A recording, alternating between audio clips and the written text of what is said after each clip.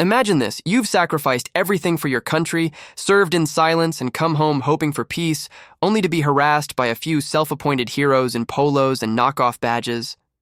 That was me, a retired Navy SEAL who thought settling down in a quiet suburb with my daughter Emily would be the calm after the storm. I couldn't have been more mistaken. Before we dive in, drop your country in the comments. Let's see how far this story travels. It started small. Just letters in my mailbox from the HOA, claiming Emily's flower trellis was unauthorized construction. A trellis. Meanwhile, half the street had backyard pergolas twice the size. I brushed off the warnings at first, didn't want drama, until the fines rolled in. 200, 400, threats of liens on my property. That's when I showed up to their monthly meeting. At the head of the table sat Karen Mitchell, HOA president, sunglasses on indoors, smirk locked in place. To her right, Mark Benson, their security director, probably an ex-cop, but carried himself like a wannabe sheriff. I stayed calm, laid out photos of identical trellises from neighbors' yards. Karen didn't even glance. She just waved a manicured hand. Rules are rules, Mr. Hayes. If you can't comply, maybe this isn't the right neighborhood for you. That's when Emily, 20, fiery, fearless, stood up. You're picking on my dad because you think he's easy to push around, she said. He's done more for this country than you ever will. The room went dead quiet. Karen's smirk twitched. Benson leaned forward and muttered, Careful, little girl. You don't want to make enemies here. I thought that was the end of it. I was wrong. 2 days later, Emily came home shaking. She'd been walking our dog when a black SUV pulled up. 4 men got out wearing tactical vests labeled HOA Compliance Unit. Not cops, but trying hard to look like it. One shoved her shoulder. Another growled, Tell your dad the trellis comes down, or next time it won't just be a warning. My blood went cold. Touching my daughter? That wasn't HOA business, and that was a crime. Under 18 U.S. Code 912, impersonating a federal officer is a felony. And by state law, what they did to Emily was battery, plain and simple. I stepped forward, told her to call 911, and faced them down. My SEAL instincts kicked in. 4 men, sloppy footwork, hands hovering near their belts. Pretenders.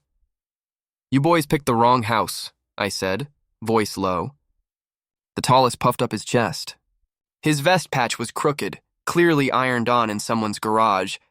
Think your princess can cry to daddy and ignore the rules? He sneered. Emily gripped my arm. I just smiled, the kind of smile that comes from surviving worse. The first guy swung wide. I ducked, hooked his arm, and dropped him flat onto the gravel. He stayed down. The second charged like a linebacker, bad move. I twisted, slammed my elbow into his ribs, and drove him into the SUV hood. He folded. The third swung a fake baton, cheap plastic. I caught his wrist, twisted, disarmed him, and sent him sprawling with a palm strike. The fourth froze, eyes darting between his fallen friends and Emily's phone recording everything. 2 choices, I told him. Drop the act and walk or spend the night in real jail. He bolted, tires screeching as the SUV sped off, leaving 3 groaning in my driveway. Emily whispered, Dad, you just took down 4 guys like it was nothing. I rested a hand on her shoulder, because they weren't trained. They wanted to scare us, not fight. But impersonating cops? That's prison time. By the time real deputies arrived, 2 of the imposters were still moaning. Emily handed over the footage. I gave my statement, and I could already smell Karen and Benson's fingerprints all over it. If you're into HOA justice stories, hit like and subscribe, because this one's far from over. Deputies cuffed the 3 who hadn't crawled off. One asked, Sir, did you do this alone? I just shrugged. Old habits. But the fight on my driveway? That was just the opening shot. Karen's little empire had declared war, and I intended to finish it. The men cracked fast once separated. One whined about how Karen promised we wouldn't get caught. I leaned on my porch rail, arms crossed, Emily beside me, still clutching her phone like a badge. Deputy Morales came over. Mr. Hayes, you were right. They're not law enforcement. They confessed. HOA President Karen Mitchell hired them. Emily scoffed. She wanted them to lay hands on me. That's not discipline, that's assault, Morales nodded. And it'll hold up in court. In Texas, assault on a minor carries up to a year in jail. Add 18 U.S. Code 912 for impersonation, plus trespass under Penal Code 30.05. and those 4 were facing decades combined. The real twist came half an hour later. Deputies rolled up to Karen's fancy house, lights flashing.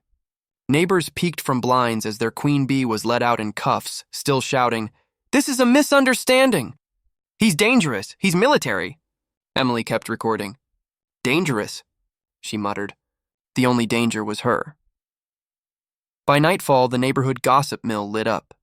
Group chats blew up. Everyone knew Karen had been arrested for hiring fake cops to rough up a teenage girl. The HOA board met the next morning.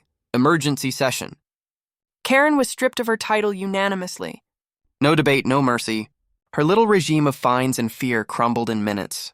The DA hit her crew with impersonation, trespass, and assault charges. They looked pathetic at arraignment, more like scolded boys than enforcers. Emily asked, "Dad, will Karen actually go to jail?" I looked her in the eye. Actions have consequences. She picked this fight and forgot who she was dealing with. The law doesn't bend for titles. Karen faced conspiracy to commit assault, solicitation of impersonation, and trespass, plus misuse of emergency services. I sat on my porch again, same chair, same land I'd defended all my life. Emily beside me, safe. That's what mattered. Karen tried to break us. Instead, she broke herself.